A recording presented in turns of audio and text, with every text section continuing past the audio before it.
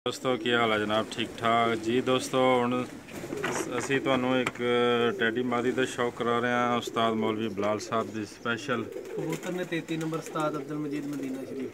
हाँ जी, मौलवी साहब ने दस दिता है, शौक करा रहे हैं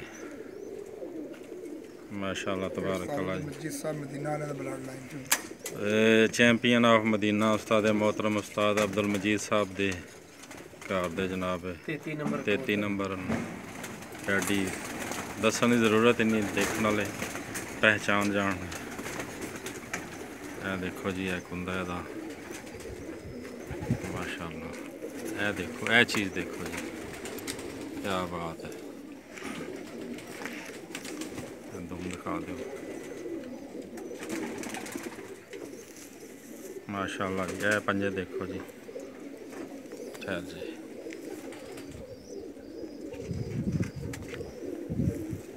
इंज वेखो, मौलवी बिलाल साहब दे जड़ा स्पैशल कबूतर जी। ठीक है जी, ओके जी, अल्लाह हाफिज़।